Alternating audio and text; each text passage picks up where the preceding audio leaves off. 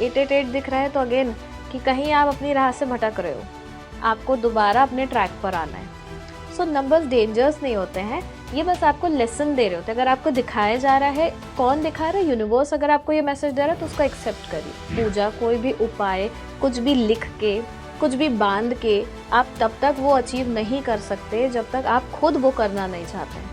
आपको अपने comfort zone से आगे निकलना ही पड़ेगा कुछ अचीव कर लेने के लिए। अगर आपके पास चॉइस है कि आप अपना फ़ोन नंबर, अपने गाड़ी का नंबर या अपना हाउस नंबर आप चूज़ कर पा रहे हैं, तो ऐसे नंबर होने चाहिए जो आपके मूलांक और भाग्यांक का कंपैटिबल नंबर हो।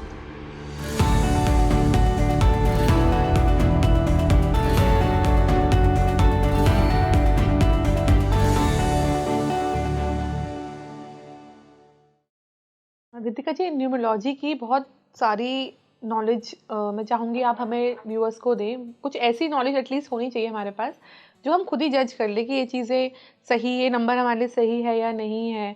तो जनरली क्या होता है कि आप शादी करते हैं या कोई बिजनेस करते हैं तो पार्टनरशिप में करते हैं। तो मैं सबसे पहले चाहूँगी कि आप ये बताएं कि किस नंबर वाले को किस नंबर से शादी नहीं करनी चाहिए, उसको अपनी लाइफ में नहीं लाना चाहिए, या फिर पार्टनरशिप नहीं करनी चाहिए बिजनेस में। देखिए, शादी के लिए एक और एक नंबर वाले वैसे ये कॉम्बिनेशन अच्छा माना जाता है, ओके। लेकिन शादी ना करें, अच्छा। क्योंकि डोमिनेशन वाला नेचर आ जाता है दोनों का। तो दोनों डोमिनेटिंग पोजीशन पर आ जाएंगे तो वहाँ पे कॉन्फ्लिक्ट्स आना स्टार्ट होंगे। राइट। तो एक के साथ 2 नंबर, एक नंबर भी ऑल्दो कंपैटिबिलिटी अच्छी है, 3 नंबर, अगेन 5 नंबर, 7 नंबर, ये शादी के लिए भी और बिजनेस के लिए भी। एक और एक बिजनेस अच्छा कर सकते हैं साथ में। ओके। बिजनेस की पार्टनरशिप हो तो बिल्कुल निसंकोच और बिना किसी संदेह के आप करिए।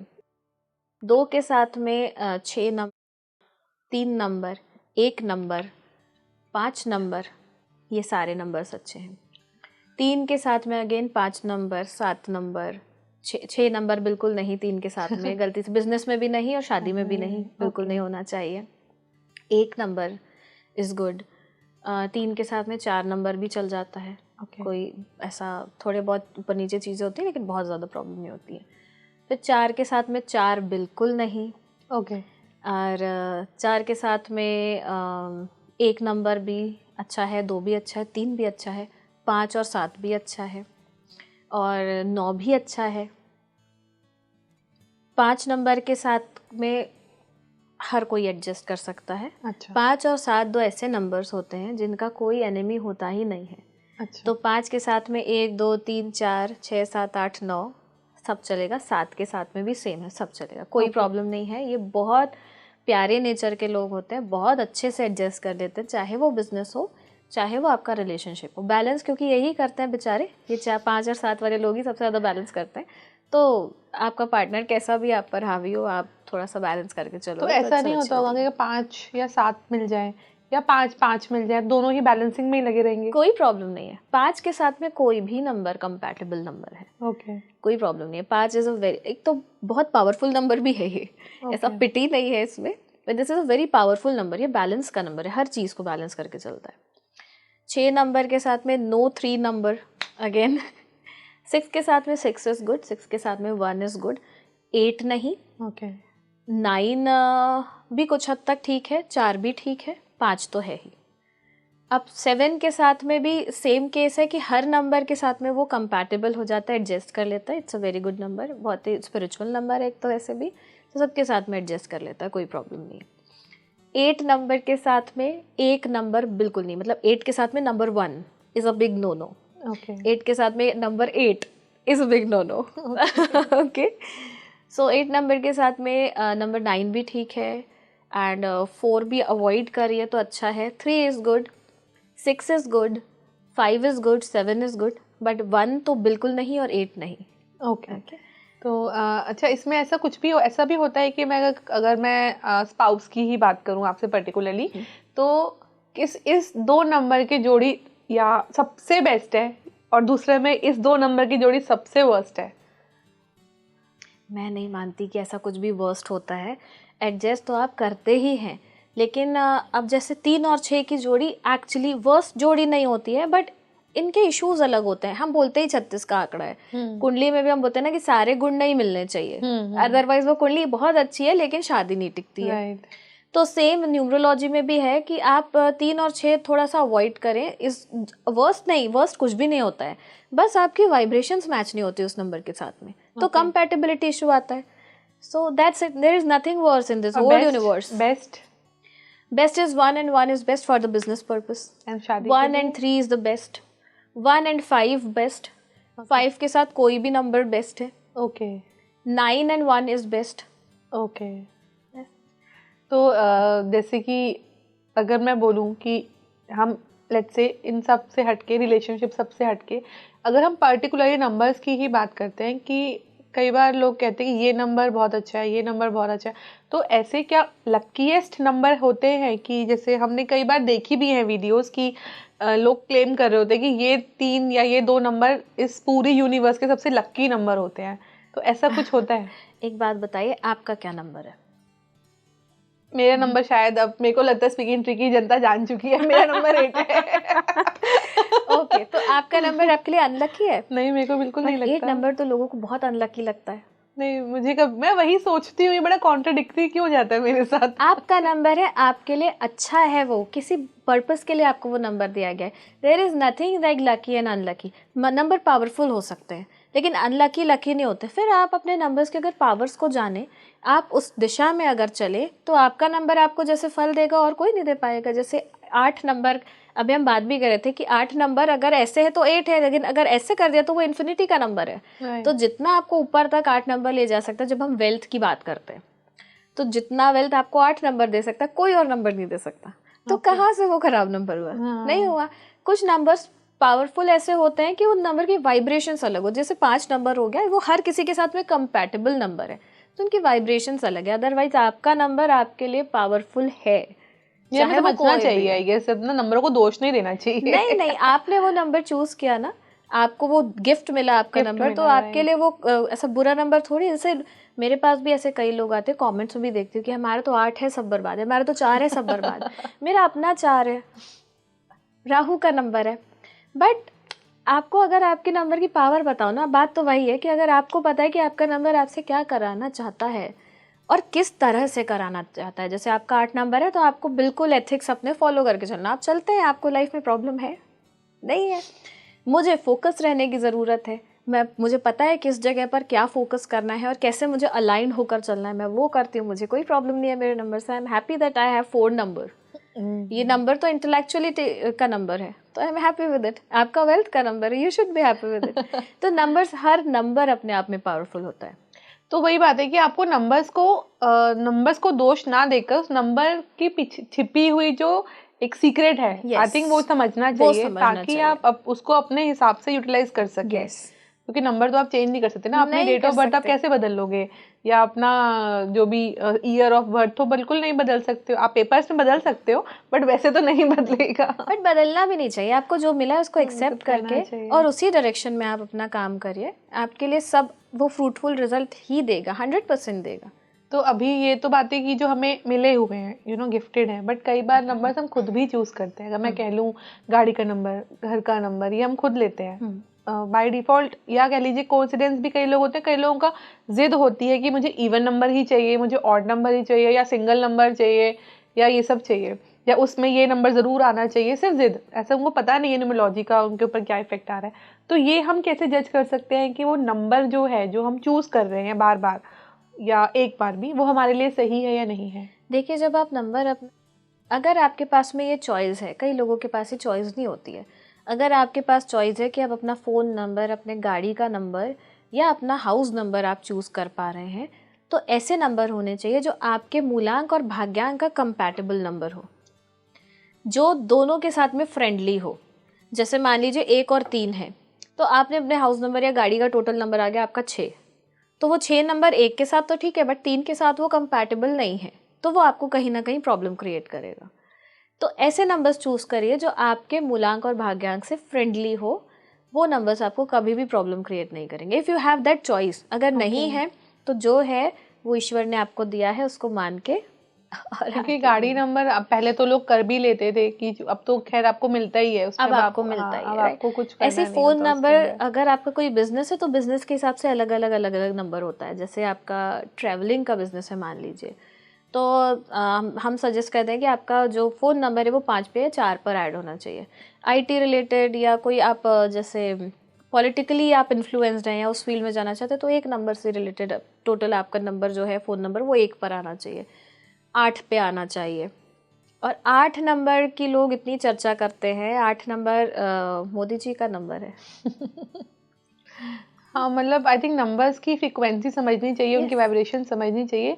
बिना समझे आप किसी को बोल नहीं सकते हैं। राइट। और आई थिंक यूनिवर्सल नहीं होता कि ये नंबर गलत ही है। कई बार वो नंबर आपको इतना सूट कर रहा होता है ना कि आपको लगता है कि इससे बेटर तो कुछ भी नहीं है, फिर लोग ऐसे क्यों इसको ऐसे बोलते रहते हैं कि गलत है या गलत है। तो अगर मैं आपसे ये पूछूं कि जो हमारी डेट ऑफ बर्थ है वो हमें क्या रिच भी बना सकती है? क्योंकि लोगों को आज कोई भी नहीं चाहेगा कि उसको पैसे की कमी हो, डेट ऑफ बर्थ आप बदल नहीं सकते हो। तो क्या डेट ऑफ बर्थ में ये सीक्रेट होता है कि आप उससे रिच हो सकते हैं? बिल्कुल होता है। कैसे? वही बात है कि आपको ये देखना है आपकी डेट ऑफ बर्थ का टोटल करके कि आपको किस दिशा में जाना है according to your numbers vibrations. Okay. अगर आपने अपनी दिशा पकड़ ली तो आपको डेफिनेटली आपको जो चाहिए गोल अपनी लाइफ में वो 110% आप अचीव करेंगे। अच्छा। लेकिन अगर आपकी डेट ऑफ बर्थ आपको किसी और डायरेक्शन में लेके जा रही है, जैसे मान लीजिए कि आपके पास में 6 नंबर है। 6 नंबर ग्लैमर का नंबर होता है, लग्जरी का नंबर होता है, राइट। अब अगर आपने अपने वीनस का नंबर होता है ये, तो आप किसी की स्पेशली फीमेल की इंसल्ट कर रहे हैं, या आप अपने घर में स्पेशली कर्टन्स गंदे रख रहे हैं, या आप खुद ठीक से नहीं रह रहे हैं, अपने आप को अच्छे से नहीं प्रेजेंट कर रहे हैं किसी के सामने, आपने अपना वीनस खुद खराब किया। अदरवाइज आपके वीनस पावरफुल था। वीनस एक्चुअली शुक्र क्या करता है, शुक्र वेल्थ देता है आपको। आपने अपना वीनस खराब किया और उसके बाद में आप किसी भी फील्ड में जाएंगे, आपको वो वेल्थ और वो अचीवमेंट आप नहीं ले पाएंगे, क्योंकि आपने उसको डिग्रेड कर दिया ना अपने नंबर की पावर्स को। तो एक तो अपने नंबर की पावर्स को हमेशा अपग्रेड करते रहिए, उनको हैंडल करना आना चाहिए आपको, अपने नंबर की वाइब्रेशंस को होल्ड करना और हैंडल करना आना चाहिए। और दूसरी चीज़, जिस डायरेक्शन में आपको आपके नंबर चलने के लिए बोल रहे हैं उस डायरेक्शन में आपको चलना चाहिए, तो आप बिल्कुल सक्सेस और वेल्थ जो भी चाहिए आपकी लाइफ में आपको वो मिलेगा। ओके। तो जैसे मैं बोलूँ कुछ डेंजरस नंबर भी होते हैं, डेंजर नंबर जिनको हम कहते हैं कि अगर ये नंबर आपको दिख रहा है, किसी अच्छे काम के लिए जा रहे हो और अगर आपको गलती से ये नंबर दिख गया या आपका इससे सामना हो गया तो अभी थोड़ा रुक जाओ। डेंजर नंबर नहीं होते हैं, वो नंबर होते हैं आपको किसी ना किसी तरह का मैसेज दे रहे होते हैं। जैसे आपको 111 दिख रहा है, मतलब आपकी लाइफ में कुछ नया चेंज आने वाला है, उसके लिए आप रेडी हो जाओ, ठीक है। अगर आपको 44 दिख रहा है या 14 दिख रहा है या 1144 दिख रहा है, इट मीन्स कि चेंज तो आने वाला है, कुछ नया, कुछ शिफ्ट आपकी लाइफ में आ रहा है, but you have to be very focused in this. तो वो फोकस लाने की ज़रूरत है। 888 दिख रहा है तो अगेन कि कहीं आप अपनी राह से भटक रहे हो, आपको दोबारा अपने ट्रैक पर आना है। सो नंबर्स डेंजर्स नहीं होते हैं, ये बस आपको लेसन दे रहे होते हैं। अगर आपको दिखाया जा रहा है, कौन दिखा रहा है? यूनिवर्स अगर आपको ये मैसेज दे रहा है तो उसको एक्सेप्ट करिए। 1111 आपने देखा है लोग स्क्रीनशॉट्स लगाते हैं कि 1111 डिवाइन नंबर है, ब्लेसिंग का अगर नंबर किसी है। को स्क्रीनशॉट लगाना है तो मैं बोलूँगी 24 का लगाइए, वो लक्ष्मी अंक होता है 24। 2 + 4 = 6 और 24 वैसे भी लक्ष्मी अंक होता है। तो अगर स्क्रीनशॉट लगाना है आपको अपने फ़ोन पर बिजनेस के लिए, किसी भी चीज़ के लिए, तो एक ब्लैक बैकग्राउंड पे गोल्डन कलर से 24 लिखा हुआ वो आप लगाइए स्क्रीनशॉट। बट उससे ज़्यादा बहुत इम्पॉर्टेंट है कि आप मेहनत करिए। आजकल बहुत इजी है, मतलब ऐसा, I am not here to defame anyone और ये मेरा काम भी नहीं है, बट नंबर्स लिख लेने से वो चीज़ एक्टिवेट नहीं होगी जब तक आप उस डायरेक्शन में काम ही नहीं ये करेंगे। मैंने सुना है और मैंने कई इंस्टाग्राम पे रील्स भी देखी है कि अगर आपको ये प्रॉब्लम आ रही है तो अपने हाथ पे ये नंबर लिख लो, या इससे मतलब मुझे इसका कभी कॉन्सेप्ट समझ नहीं आया, तो मैं चाहूंगी कि आप थोड़ा सा बता दीजिए कि ये कॉन्सेप्ट बहुत मुझे कभी अटपटा भी लगता है कि नंबर लिखने से क्या होता है। कुछ नहीं होगा, कुछ नहीं होगा, आपका ध्यान भटक जाएगा, आप कुछ टाइम के लिए सोचोगे कि हमने नंबर लिख लिया, आप सब ठीक हो जाएगा। उस आपकी सोच से हो सकता है चीज़ें चेंज हो जाए, बट इट डजंट मीन कि हमने लिख लिया है अब अपने आप चीज़ें चेंज होंगी, नहीं होंगी जब तक आप नहीं करेंगे। कोई भी पूजा तमन्ना, कोई भी उपाय, कुछ भी लिख के, कुछ भी बांध के आप तब तक वो अचीव नहीं कर सकते जब तक आप खुद वो करना नहीं चाहते हैं। आपको अपने कंफर्ट जोन से आगे निकलना ही पड़ेगा कुछ अचीव कर लेने के लिए। और फिर जब आप निकल पड़े अपनी राह पे आगे, तो कैसे आप नहीं, ऐसा हो ही नहीं सकता कि आपको चीज़ें ना मिले, बहुत तकलीफ़ें होंगी, बहुत रुकावटें आएंगी। एक कोट है, मैंने कहीं पढ़ा है कि जब आपकी लाइफ में कुछ आना होता है ना, उस वक्त आपकी ज़िंदगी में चेंजेस इतने खतरनाक आते हैं, इतने बुरे आते हैं कि उस वक्त लगता है ना कि इससे बेहतर है कि मौत आ जाए। अच्छा। लेकिन जब वो जो स्टेज है आपने निकाल ली, तब उसके आगे की लाइफ एक्चुअली बहुत खूबसूरत होती है। क्योंकि वो बिल्कुल, जब तक आपको निचोड़ के देख नहीं लिया जाता ना कि आप उस लायक हो भी कि नहीं, वो आपको नहीं देंगे। और जब आपको निचोड़ लिया, देख लिया, अच्छा तब भी अभी भी जान है, चलो आगे जाओ, ये तुम्हारे लिए। This is a very simple concept. तो लिख के, कुछ पूजा करके, कुछ बांध के, उसकी इंटेंसिटी कम होगी। कैसे होगी? जब आप आगे काम भी करेंगे उस दिशा में, अदरवाइज सबकॉन्शियस माइंड ट्रेन होना शुरू हो जाता है कि अब मैंने लिख लिया, अब मुझे यही चीज करनी है, मुझे यही चीज करनी है। आपका दिमाग उसी पे ही रहता है, सुबह उठते ही आप एक नंबर लिख लेते हो, फिर दिमाग आपका बार बार ध्यान वहीं जाता है, तो आप उसी पे ही काम करते हो। बड़ा ही साइंटिफिक है चीजें। Manifestation right. मैनिफेस्टेशन आजकल बहुत ज्यादा ट्रेंडिंग वर्ड है, बहुत ज्यादा। क्या हो सकता है मैनिफेस्ट करके आप चीज़ों को अपने हिसाब से चला सकते हैं? बिल्कुल हो सकता है, बिल्कुल हो सकता है। एक्चुअली क्या होता है कि इनसिक्योरिटीज़ क्या होती हैं, हमारे नेगेटिव इंटेंशंस होते हैं, नेगेटिव थॉट्स होते हैं। जैसे मैं आपको अपनी लाइफ का एग्जांपल बताती हूँ, बहुत ही निजी एग्जांपल है पर मैं आपसे शेयर करती हूँ। मुझे मेरी मदर को लेकर बहुत इनसिक्योरिटी है, बहुत इनसिक्योरिटी थी। और ये शायद एक एग्जाम्पल काफ़ी होगा ये समझ लेने का कि मैनिफेस्टेशन कैसे काम करता है। तो मैं बचपन से तमन्ना, मुझे मेरी मम्मा थोड़ी भी दूर हो, वो शी वॉज़ वर्किंग, वो भी मीडिया में ही थी, और मतलब घर टाइम पर ना आए तो मैं परेशान कि मम्मी क्यों नहीं आई अभी तक, फ़ोन ना उठाए तो मैं परेशान कि ऐसा क्या हो गया कि फ़ोन नहीं उठा रही है।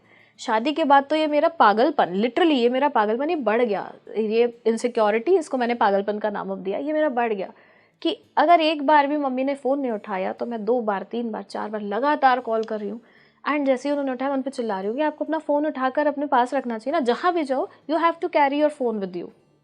एंड देन ऐसा होता था कि मैं मेडिटेशन के लिए सुबह उठ रही हूँ तो मैं 3 बजे मम्मी को कॉल कर रही हूँ कि are you okay, everything is fine with you. She said कि बेटा मैं अभी सोई हूँ, एक एज के बाद में लेट आती है नींद, तुम मेरे को तो सोने दे। मैंने सेड नहीं आप एक बार मुझे बता दो आप ठीक हो, उसके बाद आप सो जाओ। एंड वो मुझसे आर्ग्यू करती थी कि इसके बाद मुझे नींद नहीं आएगी ना। मैं कहा वो आपका प्रॉब्लम है, बट मुझे मेरी तसल्ली के लिए ज़रूरी है आपका ये जानना। This insecurity was my negative thoughts towards my mother, कि हर बार ये सोचना, हर बार ये लगना कि उनको कुछ हो ना जाए, उनको कुछ हो जाएगा तो मुझे क्या होगा। टिल लास्ट ईयर ये नेचर था मेरा, till last year she came to me, मेरे पास में कुछ समय बिताने के लिए आई थी वो। सडनली एक दिन उनको हेडेक स्टार्ट हुआ। ओके, हेडेक स्टार्ट हुआ। अब हेडेक को कितना सिवियर ले जाते हैं कि कितना हो जाएगा हेडेक, एक पेन किलर खा लेंगे, सुबह हुआ है तो शाम तक ठीक हो जाएगा। बट वो हेडेक उनको, ट्रस्ट मी, शाम तक वेंटिलेटर पे ले गया। ओह, वेंटिलेटर पे। डॉक्टर्स को नहीं पता कि क्या हुआ, हमें नहीं समझ में आ रहा था कि क्या, क्योंकि ऐसे कोई सिम्टम्स नहीं थे, कुछ भी नहीं था ऐसा। जब हम कई साल से मेडिटेशन कर रहे होते हैं और जैसे मैं रिकॉर्ड्स भी रीड करती हूँ, हमारे अपने इंट्यूशंस डेवलप हो जाते हैं, तो कुछ अच्छा या बुरा होने वाला है इन फ्यूचर तो हमें पता चल जाता है। और मेरी मदर के लिए मुझे ऐसे कोई भी इंट्यूशंस नहीं आ रहे थे कि कुछ ऐसा होने वाला है, बट देन मेरा लॉजिकल माइंड हावी था मुझ पर कि दिख तो रहा है सामने। और डॉक्टर्स ने हमें बोल दिया था कि only 5% chances are there for her survival. 5% chances. 5 दिन लगातार वो वेंटिलेटर पे हैं, डिग्रेड हो रही हैं, हमें नहीं पता रीज़न क्या है। और जैसा मेरा बॉन्ड है मेरी मदर से, मेरी ना किसी से मेरे मतलब आवाज़ ही नहीं निकल रही थी, बोलने की तो सवाल ही नहीं उठता है।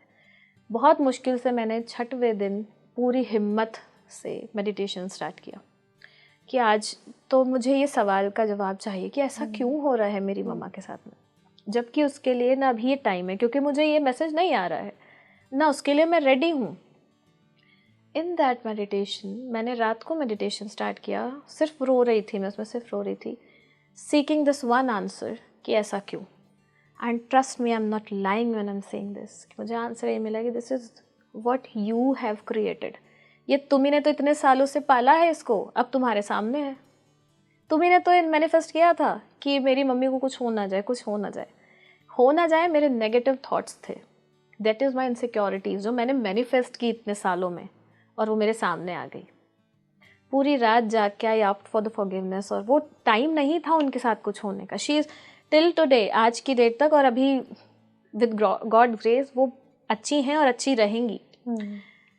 7th डे जब ये सब हो गया, मैंने पूरी रात में सॉरी फॉरगिवनेस ऑप्ट किया, एंड अपने रिकॉर्ड्स में, अपने मेडिटेशन में ये प्रॉमिस किया कि मैं चेंज करूँगी इसको, अपने थॉट प्रोसेस को।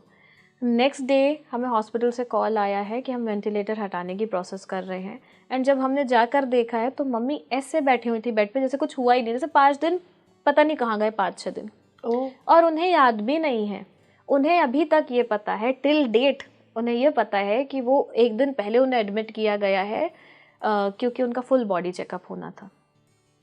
एंड जब आपका वेंटिलेटर हटता है तो आपकी बॉडी डिटोरिएट होती है ना, चेंजेस आते हैं उसकी आपकी बॉडी में। उनकी बॉडी बिल्कुल नॉर्मल है, जैसे कुछ हुआ ही नहीं।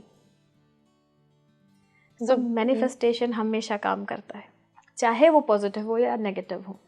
तो आपको ये सोचना है कि आप क्या मैनिफेस्ट कर रहे हैं, आपका तरीका ही गलत है। मेरे पास ऐसे लोग आते हैं जो मुझे बोलते हैं हमने इतनी सैलरी हमें चाहिए, मिलती नहीं है। मैंने उनसे पूछा कि जो मैं मैनिफेस्टेशन कराती हूँ, मैंने उनसे पूछा कि आप कितनी सैलरी डिज़र्व करते हैं। तो उनका कहना था कि कुछ कितना 70-80,000। मैंने कहा बस? तो बोले हाँ इतना तो हमें मिलना चाहिए। मैंने कहा लेकिन आपको ये लग रहा है कि उतनी आपको मिल रही है, आपको लगता है कि आप उतनी डिज़र्व करें, उतनी आपको मिल रही है, आप उसमें संतुष्ट हैं, उसके बाद है किससे ज़्यादा नहीं मिल रही। तो आपने लिमिट तो खुद ही लगा ली ना अपने ऊपर। आपको मैनिफेस्ट करना है तो उसमें लिमिट नहीं होनी चाहिए। उतना जितना हमें जो भी आपको चाहिए उस लेवल का मैनिफेस्टेशन आपका होना चाहिए, और वो आपको मिलेगा आपकी लाइफ में। हर केस की सुनवाई होती है ऊपर। राइट। तो वो जो भी आप बोलोगे वो आपको देंगे। वो universe is always there to give you. हमें नहीं पता कि हमें लेना कैसे उनसे, तो हम कुछ भी बोलते हैं वो हमें दे देते हैं। वो जब दे देते हैं हमें लगता है कि आपने हमारे साथ बुरा कर दिया। हम खुद ही मांगते हैं वो।